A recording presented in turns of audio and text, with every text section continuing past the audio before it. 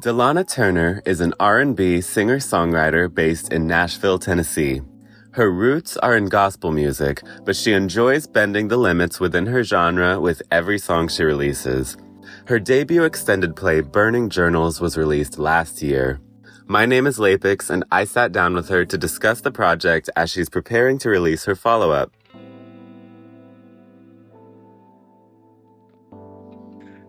So, In Love with a Leo.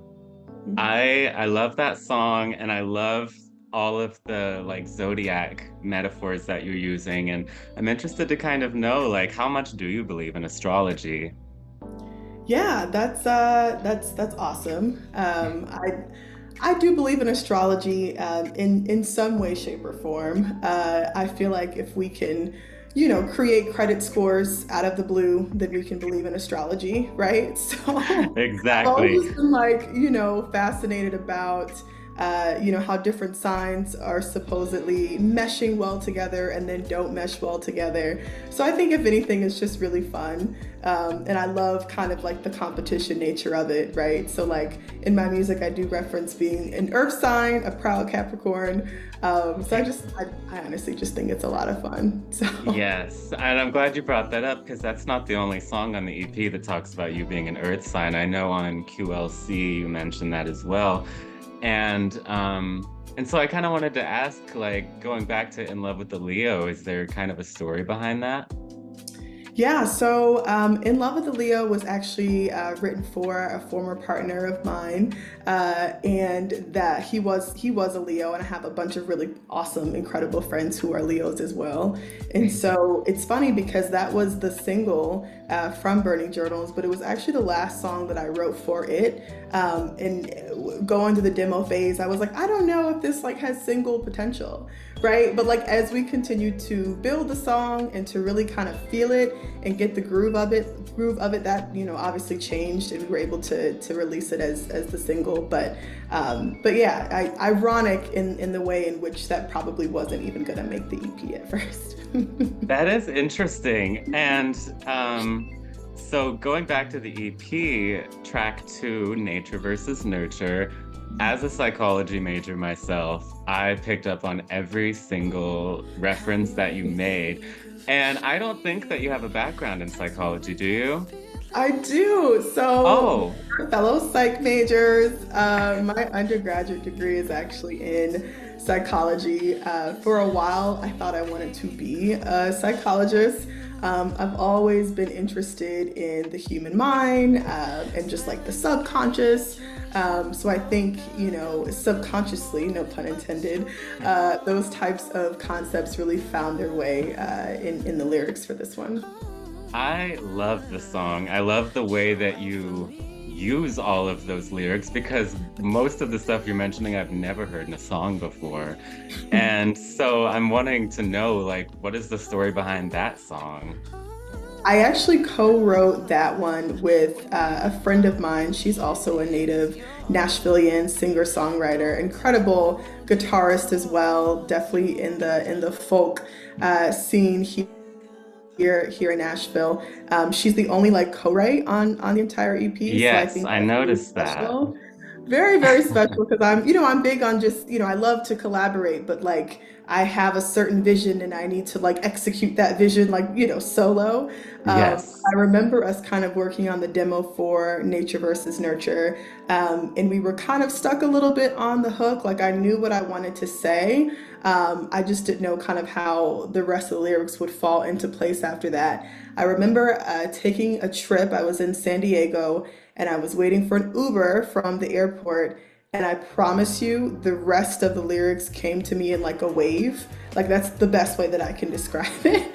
That's how It it was works just, for me. it Yes. it felt like a tsunami, and all of a sudden I wasn't stuck. And the folks that were waiting next to me for their Uber probably thought I was insane because I was singing into my phone so I wouldn't lose it. And I remember I got back to Nashville and I called Jess and I was like, I need you to come back over as soon as you possibly can. I think I wrote the rest of this song. And then That's that's what it awesome. was. Yeah. And so The next song on the track list is one of my personal favorites off the EP, Discreet. It Mm. is one of the best vocal performances, I think. The production is phenomenal. That song just sounds expensive. And I want to know the backstory. And it is a bit of a standout, I think, lyrically as well. So I kind of want to know what made you want to explore that.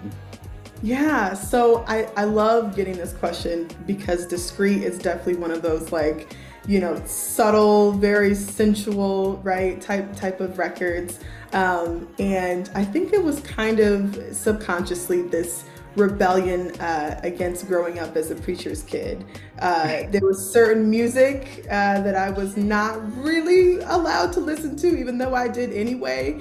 And it just felt like a side of me, right, to write those sensual lyrics and to be tasteful yet descriptive at the same time was this balance that I really wanted to find as an artist.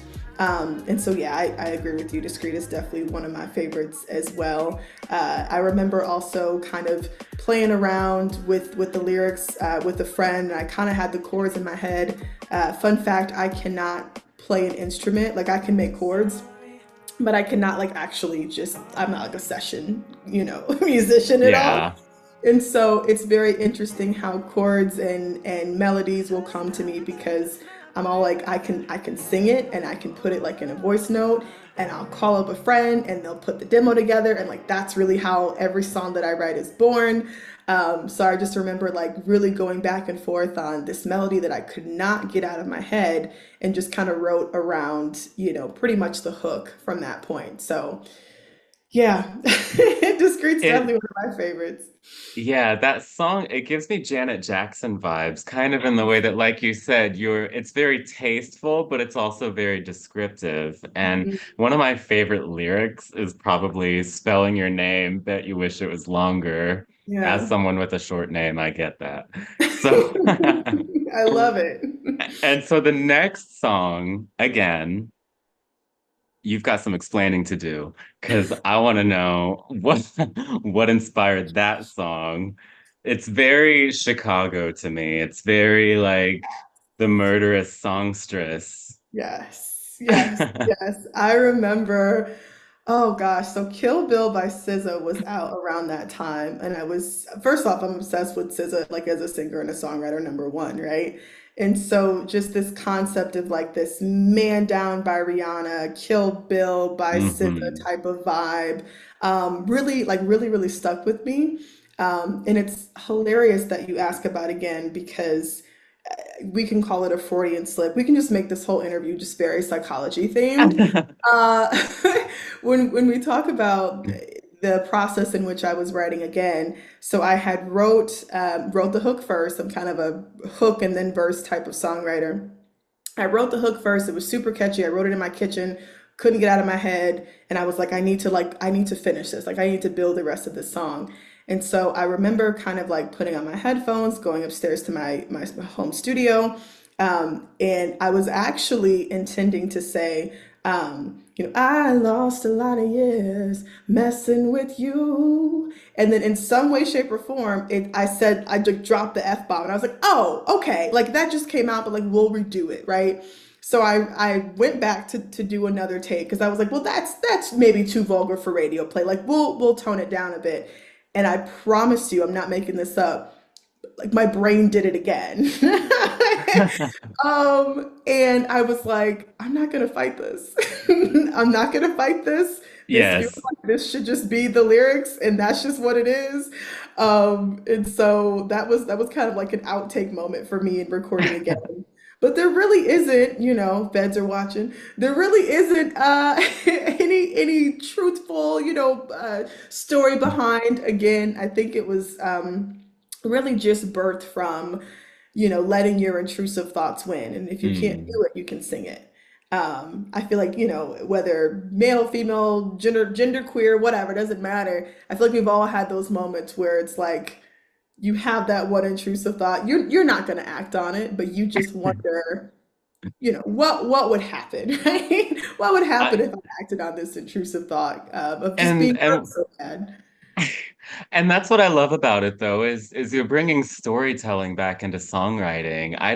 I think that's a dying art, and the fact that you kind of mastered it on your first EP is incredible. I love it. Thank you. Closing track, QLC, Quarter Yeah. Life Crisis. Yes. And obviously, coming from you, it's another well-written song, like every song you do is, of course. But I have to say it. And I love how well you tackle that subject of like, something that people kind of what started off as a bit of a joke, like, oh, a quarter life crisis, but then you're really taking it seriously and stuff. And I know in a previous interview that you've mentioned this as being your favorite song and that you weren't sure if it was going to be included. So I'll let you take the stage. I'm interested to know more. Oh my gosh. So, In Love with a Leo and Discreet are two of my most played songs, Spotify, Apple Music, right? And I love that. Again, to me, QLC, which stands for Quarter Life Crisis, is really special to me because it was a song that got me back into a creative headspace. And I was actually just going to release it as a single. I actually was not planning to write and like record a full EP. So when I wrote Discreet and then I wrote again, it just felt more authentic to release it as an EP, right? Like just a collection or a body of work. So to be honest with you, I go back and forth between what songs are my favorite because some of the songs fit very specific seasons in my Hmm. life, as music should, in my opinion, while some are just more universal. Like in Love the Leo, you can sing and it's not Leo season, right? Like I love that. But when I revisit the lyrics of QLC, to me, they kind of transcend between where I was then and where I am now. And that to me is very special because I can listen to QOC and kind of be transported back to where I was in my life when I wrote it, and then I can listen to it now and still be transported, but some of the lines take on a different meaning. So it kind of evolves as I evolve as an artist to me. I love that. And so, about the EP as a whole, it's titled Burning Pages. Or Burning Journals, I'm sorry. Mhm. What does that title mean for you? Because I noticed that it's not really any lyric from one of the songs, it's not a title track. So, where did that title come from? I love that question. I kind of thought about it as like a burn after reading concept. So again, QLC is one of the most vulnerable songs I've ever written because it was very personal and actually the first song unintentionally for the whole project. By the time I felt that I said what I needed to say in that particular song, I thought, damn, that was really vulnerable. And then it was still in so many ways, again, reflective. And so every song that I wrote, whether it was slow tempo or upbeat, from that point on felt like a journal entry. And I couldn't get that concept of like, you know, nature versus nurture is reflective because someone is having maybe this anxious attachment to somebody. Again is very reflective because that's a song where your intrusive thoughts are winning, but you would write it down, right? Like you would never do it. Discreet, Hmm. same thing. You're maybe having a rendezvous or whatever experience with somebody, and like you got to keep it a secret. So it always felt so reflective and personal and raw. And so the concept of burning journals, I'm gonna write it, I'm gonna get it off my chest, I'm gonna release it out into the universe, right? In this particular situation, and then I burn it. Then I just, I burn the evidence, so to speak. So that's where it came from. That is such an awesome title. And from that previous interview that I'm drawing some inspiration from, you also mentioned that there were some bumps in the road that you experienced while making that EP. I'm happy I went through that. Like, I'm happy I went through the bumps and just not knowing what I didn't know at the time and kind of learning as I go and driving on the learning curve. Because honestly, a lot of people don't want to admit it, but that's the best way to cut your teeth. Do you want to go into that? Yes, lots of bumps in the road. So to be honest with you, again, my background is I grew up in church. I'm a preacher's kid, Hmm. and always have loved music, always have loved singing. But I kind of followed a traditional route. Like I went to college and then I went to do more college and then, I got engaged and I got married. I kind of followed this cookie cutter path, so to speak, kind of at a young age in my early 20s. And when even writing just a little bit, right, for this project, I think I was just so excited to just be in that creative space again, that I was like, all right, this is the plan that I think is going to work. Boom, let's do it, right? Like I didn't have like the industry knowledge. Like I had folks, that were kind of mentoring me in a way, but I really kind of had to figure things out. And I want to just point out the fact that like there's no formula, like there's no right time, right place when concepts come to me. So I wish that I would have taken the time maybe to like learn the process and the business side, of it a little bit more. Like, what does registering your works look like? What does hiring demo and session musicians look like? What is the budget for marketing? What does pre-production look like? So for this upcoming body of work, I had a better sense of the game plan, from budgeting input versus output, a better grasp of my brand as an artist, and to be honest with you, even more confidence in my sound and what I wanted to say and how I wanted to say it. And so getting into the new EP, what can you tell us about it? I don't think I know anything about it. Can we get a title? Can we get like an exclusive? First of all, anything for you. So so the single Rent Free dropped last Friday, December 6th. Yes, we all streamed it. Oh my gosh, it's just such a labor of love. I absolutely just loved creating that single, loved creating that record, had a damn good time doing it with my team. So that's actually going to be the first track off of my first kind of concept EP / album. So for Burning Journals, it really necessarily wasn't like a flow. I mean, there was a lot of storytelling, but it was like individual stories kind of being told with each song. And so for the new EP that is dropping on January 3rd, 2025, so in a few weeks, entitled Love Delusion, which I'm hoping is going to be a part 1.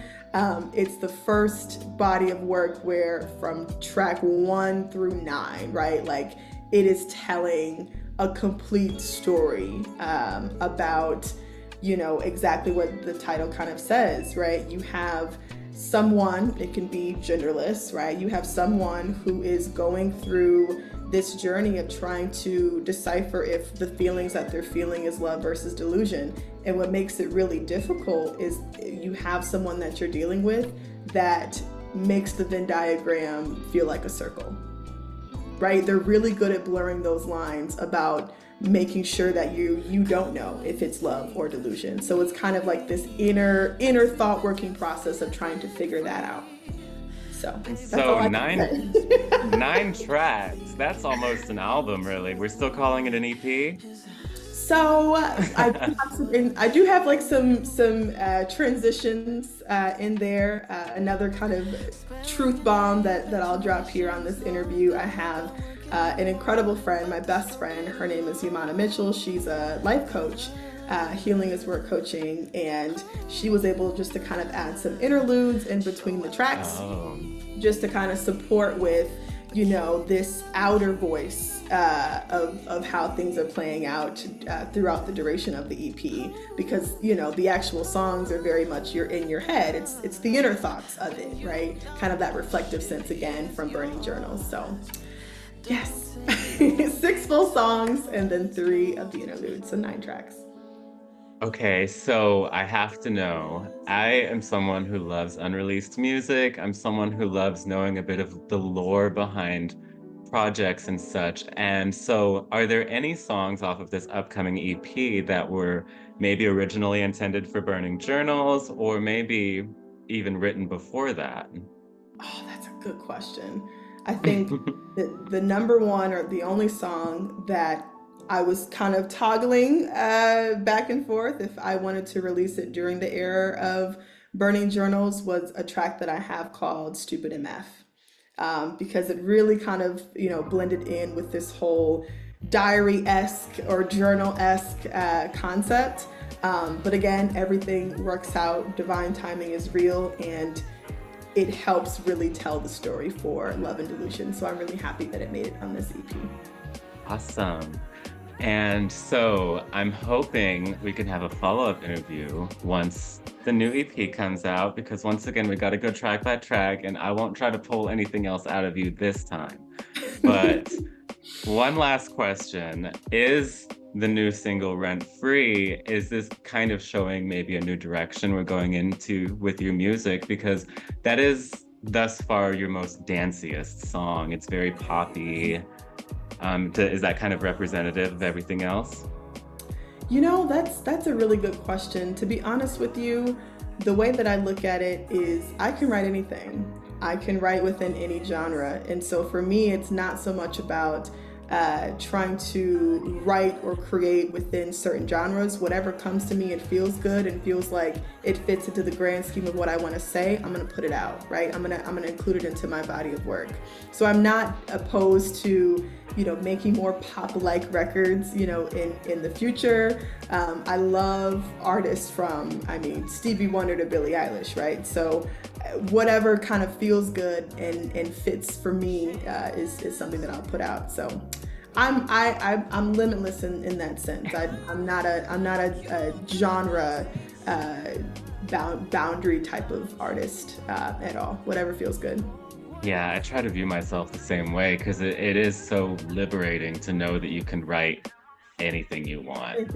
Yep. So, well, you were so fun to talk to. I think this was an amazing interview. And like I said, I hope we can schedule it again sometime, hopefully in the next month or so when you get that new EP out. You said when?